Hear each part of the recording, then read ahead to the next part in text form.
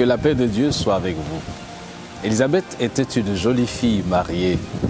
L'éclat de sa beauté n'a pas échappé à l'attention de la grande assemblée. Plusieurs se sont rappelés l'époque où Élisabeth était méprisable ou pas du tout belle.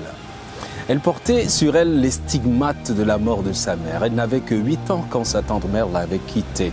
Elle était maigre, triste. Malgré tous les efforts de son père de bien prendre soin d'elle, Élisabeth arrivait à l'école avec des habits froissés, des cheveux emmêlés, la mine toujours défaite. Puis un jour, les choses changent. Les cheveux de la petite Élisabeth n'étaient plus désordonnés, ils sont devenus soyeux et bien bouclés. Ses vêtements étaient bien beaux et élégants. On pouvait lire sur elle le bonheur. Mais que s'était-il passé au juste? Il y a quelque chose qui s'est passé.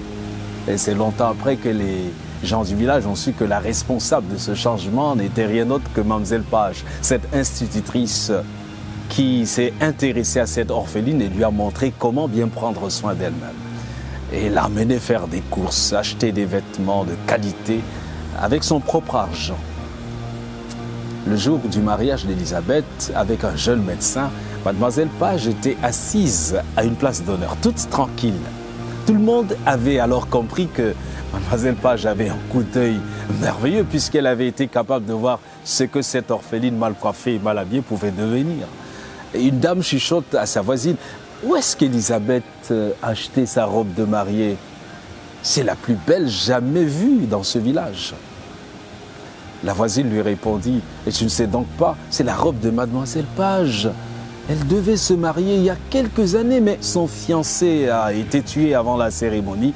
Elle a souhaité qu'Élisabeth la porte. » Quelle merveille de trouver une telle bonté chez un être humain.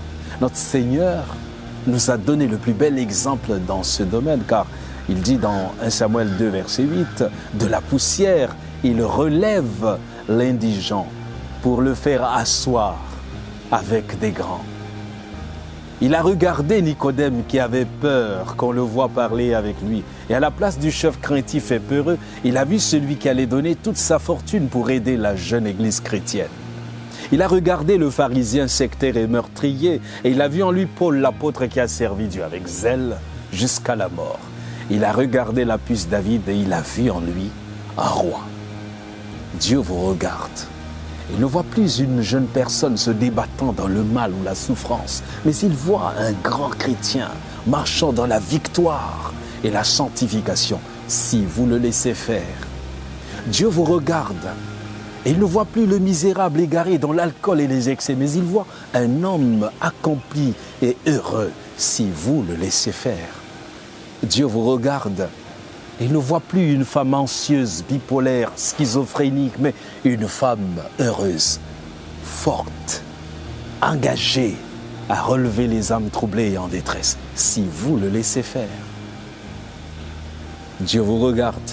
Il ne voit plus le jeune désespéré qui ne croit plus en l'avenir, qui se sent incompris, rejeté et maudit, mais il voit un jeune épanoui qui est une source de bénédiction pour des générations entières, si toutefois vous le laissez faire.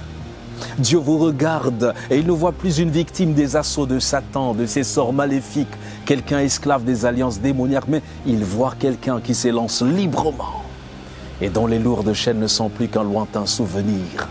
Il voit un homme et une femme qui aident les autres à se libérer du mal, si vous le laissez faire.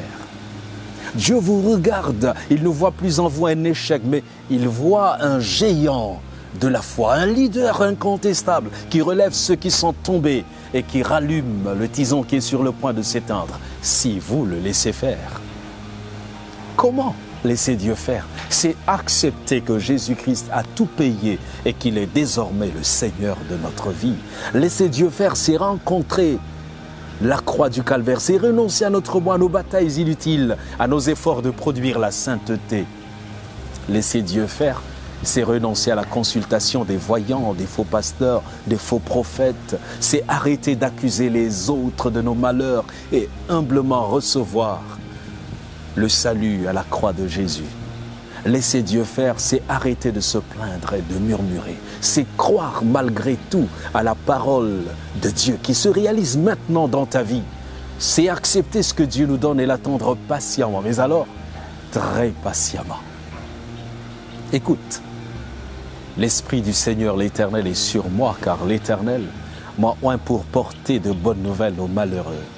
Il m'a envoyé pour guérir ceux qui ont le cœur brisé, pour proclamer aux captifs la liberté et aux prisonniers la délivrance, pour publier une année de grâce de l'Éternel et un jour de vengeance de notre Dieu, pour consoler tous les affligés, pour accorder aux affligés de Sion, pour leur donner un diadème au lieu de la cendre, une huile de joie au lieu du deuil, un vêtement de louange au lieu d'un esprit abattu.